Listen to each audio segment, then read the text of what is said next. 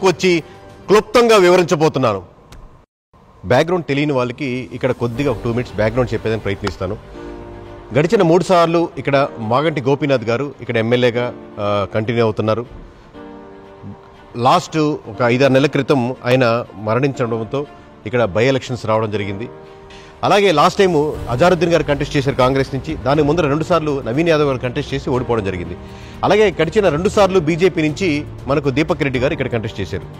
ఇక్కడ candidates announcement central పార్టీస్లో ఉన్న delay వాళ్ళకి నెగిటివిటీ అవుతుంటుంది. అలాగే లోకల్ పార్టీకి ఉన్న అడ్వాంటేజ్ ఏంటంటే క్యాండిడేట్ ముందుగా అనౌన్స్ చేయడం వల్ల వాళ్ళు డోర్ టు డోర్ వెళ్ళడానికి, ఎలక్షన్ ఇంజనీరింగ్ ప్లాన్గా చేయడానికి, ఎవరీ బూత్ కవర్ చేయడానికి, స్ట్రాటజికల్గా ప్లాన్ చేసుకునేదానికి మోర్ అడ్వాంటేజ్ ఉంటుంది. సో అలాగే ఇక్కడ ముస్లిం ఓట్ బ్యాంకింగ్ ప్రధానంగా జూబ్లీ హిల్స్ నియోజకవర్గంలో మోర్ దెన్ 1,00,000 ఓట్లు ఉంటాయి. కాబట్టి మైనారిటీ ఓట్ బ్యాంక్ ఎటు షిఫ్ట్ చేసుకుంటున్నారు, ఎవరు షిఫ్ట్ చేసుకుంటున్నారు, దానికి ఎటువంటి స్ట్రాటజీస్ ప్లాన్ చేసుకుంటున్నారు, ఎక్కడెక్కడ టార్గెట్ చేస్తున్నారు అనేది ప్రధానంగా ఓట్ బ్యాంకింగ్ షిఫ్ట్ అయ్యేదానికి ప్రధాన భూమిక పోషిస్తుంది.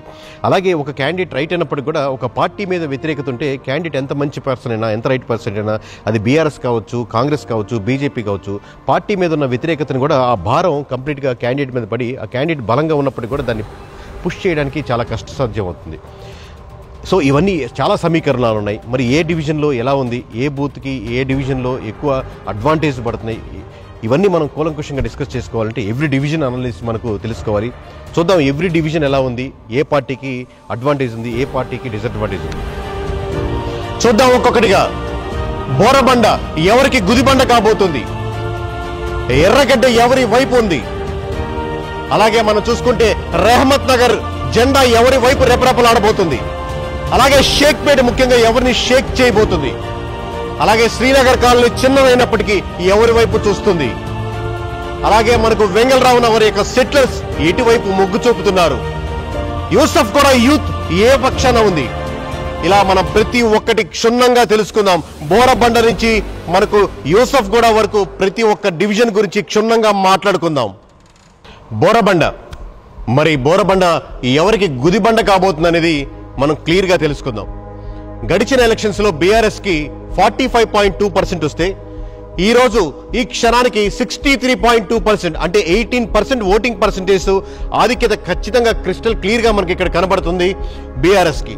అలాగే మనకు కాంగ్రెస్కి చూసుకుంటే గడిచిన ఎలక్షన్స్లో 34.5% ఉంటే ఈరోజు ఈ క్షణానికి 31.6% అంటే లాస్ట్ పడ్డ ఎలక్షన్స్ కంటే కూడా ఇంకా 2.9% ఎలక్షన్స్లో ఈ క్షణానికి తగ్గేదానికి ఎక్కువ అవకాశం కనబడుతుంది. ఓవరాల్గా బీజేపీ చూసుకుంటే 15.4% ఉంటే ఇప్పుడు ఈ క్షణానికి 5.2% పడిపోతుంది. ఆల్మోస్ట్ 10% డిఫరెన్స్ మనకు కనబడుతుంది ఇక్కడ. సో ఓవరాల్గా బోరబండ పొజిషన్ మన 3 పార్టీలు పక్కన పెట్టి చూసుకుంటే బీఆర్ఎస్కి 63.2%, కాంగ్రెస్కి 31.6%, అలాగే బీజేపీకి 5.2%. అంటే ఇక్కడ ఖచ్చితంగా 31.6% ఓటింగ్ పర్సంటేజ్ ఆధిక్యత బీఆర్ఎస్కి మనకు క్లియర్గా కనబడుతుంది. బోరబండ గుదిబండ కాంగ్రెస్ వైపు అవుతుంది. బోరబండ జయం అనేది ఖచ్చితంగా బీఆర్ఎస్ వైపు ఉంది. రెహమత్ నగర్ జెండాలు ఎటువైపు రెపరెపలాడుతున్నాయో అనేది ఇప్పుడు మనం చూద్దాం. ఇక్కడ బీఆర్ఎస్ గడిచిన ఎలక్షన్స్లో 44.7% ఉంటే ఇప్పుడు ఈ క్షణానికి 45.6%. అంటే ఆల్మోస్ట్ సేమ్గా ఉంది. లాస్ట్ ఎలక్షన్స్కి ఈ ఎలక్షన్కి పెద్ద డిఫరెన్స్ లేదు. దాదాపుగా 0.19% అంటే దాదాపు 1% మాత్రమే డిఫరెన్స్ చూపించబడుతుంది. అదే కాంగ్రెస్కి వచ్చే పనైతే రెహమత్ నగర్లో 35.5% లాస్ట్ ఎలక్షన్స్లో ఉంటే ఈ ఎలక్షన్స్లో 51.1%. అంటే ఖచ్చితంగా 15.6% లాస్ట్ ఎలక్షన్స్ కంటే కూడా ఎక్కువ ఈసారి ఓటింగ్ పర్సంటేజ్ ఇంక్రీజింగ్ కనపడుతుంది ఇక్కడ కాంగ్రెస్కి. అలాగే బీజేపీకి వచ్చే పనైతే ఇక్కడ లాస్ట్ ఎలక్షన్స్లో 15.3% ఉంటే ఈ ఎలక్షన్స్లో పూర్తిగా 3.3% అంటే దాదాపుగా 12% గడిచిన ఎలక్షన్స్ కంటే పడిపోయి కేవలం ఇక్కడ 3.3% వచ్చింది రెహమత్ నగర్లో బీజేపీకి.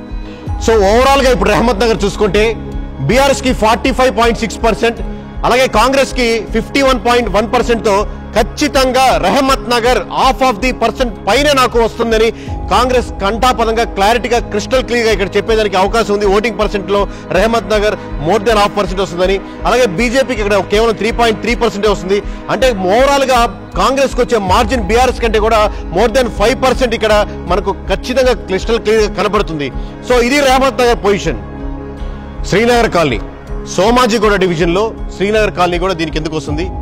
అన్ని డివిజన్ల కల్లా తక్కువ ఓట్ బ్యాంకింగ్ ఉన్నటువంటి ఈ శ్రీనగర్ కాలనీలో ఎలా ఉందంటే 2023లో దాదాపుగా 44.1% ఉన్నటువంటి బీఆర్ఎస్ ఈ రోజు 61.9 అంటే దాదాపుగా 62% ఓటింగ్ పర్సెంటేజ్ ఎరిగింది. అంటే దాదాపుగా 17.8% ఓటింగ్ పర్సెంటేజ్ మనకు ఇక్కడ ఖచ్చితంగా ఇంక్రీజ్ కనబడుతుంది. అలాగే ఇక్కడ మనం కాంగ్రెస్ చూసుకుంటే 38.2 గడిచిన ఎలక్షన్స్ లో ఉంటే ఇప్పుడు శ్రీనగర్ కాలనీలో 33.333 ఇక్కడ కరెంట్ పొజిషన్ కనబడుతుంది. అంటే దాదాపుగా 4.9% అంటే 5% వరకు గడిచిన ఎలక్షన్స్ కంటే కూడా ఓటింగ్ పర్సెంటేజ్ ఇక్కడ తగ్గుదల కనబడుతుంది. అలాగే మనకు బీజేపీకి వస్తే ఇక్కడ 14.6% లాస్ట్ టైం 2023లో ఉంటే ఇప్పుడు కరెంట్ పొజిషన్ 4.8% అంటే దాదాపుగా 10% వరకు కోల్పోతుంది ఓటింగ్ పర్సెంటేజ్ లో బీజేపీ. సో ఇప్పుడు ఓవరాల్ గా శ్రీనగర్ కాలనీ చూసుకుంటే బీఆర్ఎస్ కి 61.9%, 33.3% కాంగ్రెస్ కి, బీజేపీకి 4.8%. అలాగే ఎంఐఎం కంప్లీట్ కాంగ్రెస్ సపోర్ట్ చేస్తుంది కాబట్టి ఇక్కడ 0 కన్సిడర్ చేయడం జరుగుతుంది. అలాగే అదర్స్ 1 to 2% లోపలే ఉంది కాబట్టి అన్ని డివిజన్ లాగా ఇక్కడ కూడా 0 కన్సిడర్ చేస్తున్నాం.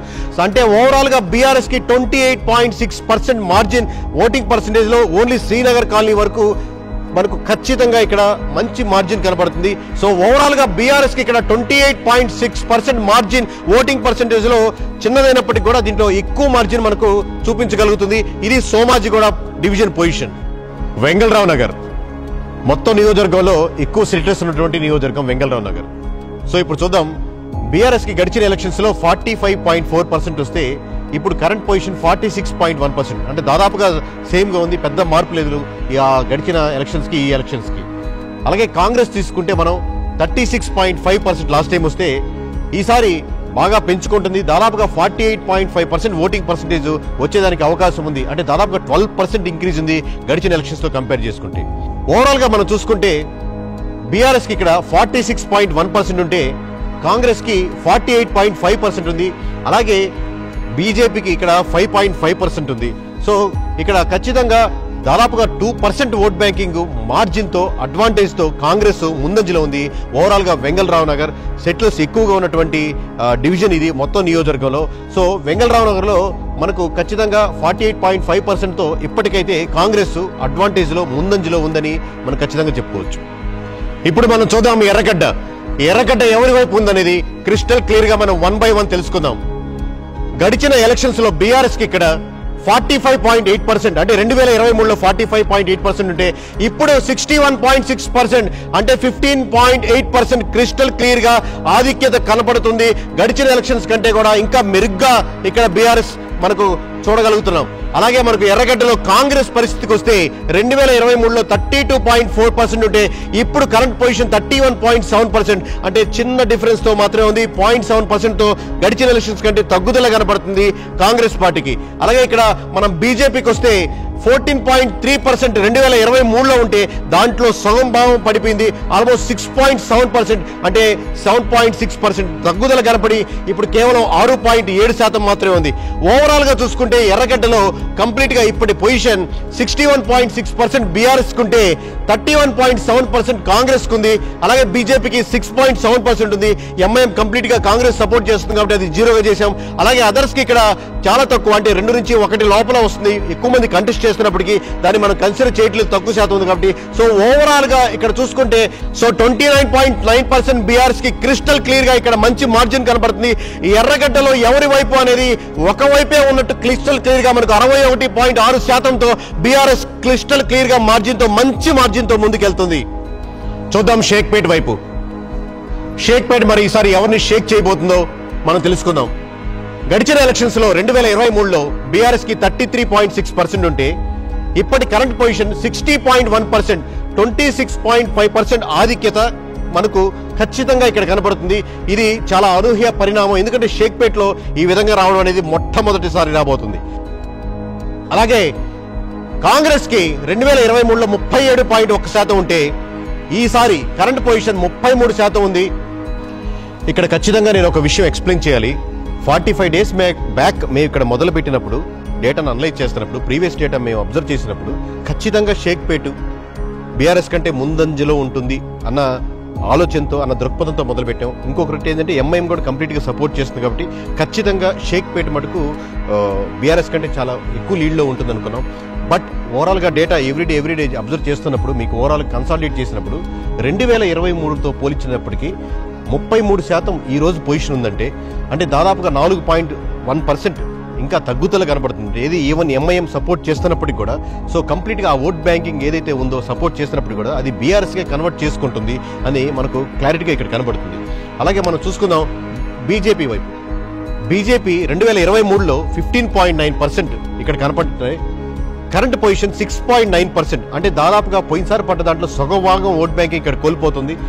9% ఓట్ బ్యాంకింగ్ ఇక్కడ కోల్పోయి అది కేవలం ఇప్పుడు 6.9% ఉంది. సో ఓవరాల్గా షేక్పేట మనం చూసుకుంటే బీఆర్ఎస్ కంప్లీట్గా ఇక్కడ మెజారిటీ చూపిస్తుంది. 60.1%తో 60.1%తో మెజారిటీ చూపిస్తుంది. అలాగే కాంగ్రెస్ కేవలం ఇక్కడ 33%తో ఆగిపోతుంది. అలాగే బీజేపీ ఇక్కడ 6.9%తో ఉంది. అలాగే ఇక్కడ ఎంఐఎం కంప్లీట్గా కాంగ్రెస్ సపోర్ట్ చేస్తుంది కాబట్టి అది కన్సిడర్ చేయట్లేదు. అలాగే అదర్స్కి ఇక్కడ 1 to 2% మాత్రం లోపలే ఉంటుంది కాబట్టి అది కూడా మనం కన్సిడర్ చేయట్లేదు. సో ఓవరాల్గా చూసుకుంటే ఇది షేక్పేట్ 27.1%తో బీఆర్ఎస్ క్రిస్టల్ క్లియర్ మార్జిన్ కనబడుతుంది. 60.1%తో షేక్పేట్ని షేక్ చేస్తుంది. యూసఫ్గూడలో యూత్ ఎక్కువ ఉంటారు. సో మొత్తం యూసఫ్గూడ ఎటువైపు మలుతుందో మనం చూద్దాం. గడిచిన ఎలక్షన్స్లో 2023లో 46% యూసఫ్గూడలో ఓటింగ్ పర్సెంటేజ్ ఉంటే కేవలం 1% పెంచుకొని ఇప్పుడు దాదాపుగా 47.1% మాత్రమే బీఆర్ఎస్ ఇక్కడ ఓటింగ్ పర్సెంటేజ్ పెంచుకోగలుగుతుంది. అలాగే మనం కాంగ్రెస్ చూసుకోగలిగితే 2023లో 35.7% ఉంటే ఇప్పుడు దాదాపుగా 45.5%, అంటే 9.8%, అంటే ఓవరాల్గా చూసుకుంటే 10% ఎక్కువ లాస్ట్ ఎలక్షన్స్ కంటే ఈసారి యూసఫ్గూడలో మనకు కనపడుతుంది. అంటే యూసఫ్గూడలో కొంచెం కాంగ్రెస్ వైపు ఎక్కువ మల్లుతున్నారని ఆలోచిస్తున్నారని చూస్తున్నారని మనకు తెలియపరుస్తున్నారు. అలాగే మనకు బీజేపీ చూసుకుంటే 2023లో 14.2%, దాదాపు 15% వరకు ఉన్నది సగం పడిపోయి దాదాపుగా 7% వరకు పడిపోయింది. అంటే కరెంట్ పొజిషన్స్ ఓన్లీ 7.4 దగ్గర ఆగింది బీజేపీకి ఇక్కడ. ఇప్పుడు ఓవరాల్గా యూసఫ్గూడ చూసుకుంటే కరెంట్ పొజిషన్ 47%తో బీఆర్ఎస్ ఉంటే 45.5%తో కాంగ్రెస్ ఉంటే 7.4%తో బీజేపీ ఉంది. ఇక్కడ ఎంఐఎం కాంగ్రెస్ సపోర్ట్ చేస్తుంది కాబట్టి అన్ని డివిజన్ లాగా ఇక్కడ మనం కన్సిడర్ చేయట్లేదు. అలాగే అదర్స్ కూడా 1 or 2% లోపలే ఉంటుంది కాబట్టి యథావిధంగా మనం కన్సిడర్ చేయట్లేదు. కానీ ఓవరాల్ చూసుకుంటే నువ్వా నేనా పోటీగా ఉంది ఇక్కడ. కేవలం ఈ రోజు ఈ క్షణానికి 1.6% బీఆర్ఎస్ మార్జిన్తో ఉన్నప్పటికీ అది 1% అటు ఇటుగా మారచ్చు. సో మొత్తం యూసఫ్గూడ మటుకు ప్రతిరోజు 1% పైకి కిందగా మనకు ఎవ్రీడే డేటా మారుతుంది. యూసఫ్గూడ మటుకు నువ్వా నేనా అన్నట్టుగా ఉంది BRS versus Congress position. So ఇప్పటి వరకు ఇది అండి 7 డివిజన్లు చూసాం. 7 డివిజన్లో గడిచిన ఓట్ బ్యాంకింగ్ ఎలా ఉంది, ఈ రోజు ఈ క్షణానికి ఇప్పటి వరకు ఎలా ఉంది ఓట్ బ్యాంకింగ్ అనేది మీకు క్షుణ్ణంగా ఎక్స్ప్లెయిన్ చేయడం జరిగింది. ఇది ఒక్కరోజు 2 రోజుల్లో చేసింది కాదు. గడిచిన 45 రోజులుగా మేము ఎవ్రీ డివిజన్లో క్రిస్టల్ క్లియర్గా అబ్జర్వ్ చేస్తూ క్షుణ్ణంగా ప్రతి క్యాస్ట్ని, ప్రతి కమ్యూనిటీని, ప్రతి వర్గాన్ని టచ్ చేస్తూ దాన్ని మనం శాంప్లింగ్ విధానంలో చూస్తూ అబ్జర్వ్ చేస్తూ ఉన్న మీ డేటా. ఎందుకు మరి కొన్ని డివిజన్స్లో మీకు చాలా డిఫరెన్స్ కనపడుతుంది అనేది మీకు ఒక డౌట్. రెండవది ఎంఐఎం కంప్లీట్గా కాంగ్రెస్ సపోర్ట్ చేస్తుంది కదా, అంటే కంప్లీట్గా ముస్లిం ఓట్ బ్యాంకింగ్ కంప్లీట్గా టర్న్ అవ్వట్లేదా? ఇలా ఎన్నో డౌట్స్ మీకు చూడంగానే మీకు రావచ్చు. లేదా మాగంటి సునీత గారిని చూసి ఓట్లు పడుతున్నాయా కొన్ని డివిజన్లో, లేదా నవీన్ యాదవ్ గారిని చూసి ఓట్లు పడుతున్నాయా కొన్ని డివిజన్లో అనేది ఉంటాయి. ఓవరాల్గా చూస్తుంటే ఒక్కొక్క డివిజన్కి ఒక్కొక్క కథ, ఒక్కొక్క హిస్టరీ ఉంది. ఓవరాల్గా ఎంఐఎం కంప్లీట్గా కాంగ్రెస్ సపోర్ట్ చేస్తున్నప్పటికీ కూడా ఓవరాల్గా ముస్లిమ్స్ అంటే మైనారిటీ వర్గంలో ఇక్కడ ప్రధానంగా మోర్ దాన్ 1,00,000 ఓట్లు ఉన్నటువంటి ముస్లిమ్స్ వర్గాల్లో ఎక్కువ శాతం బీఆర్ఎస్కి షిఫ్ట్ అవుతున్నారు. మోర్ దెన్ 50% అనేది మీకు డీటెయిల్స్కి చూపిస్తాం ఎంత పర్సెంట్ అనేది. బట్ ఓవరాల్గా మోర్ దెన్ 50% బీఆర్ఎస్కి షిఫ్ట్ అవుతున్నారు.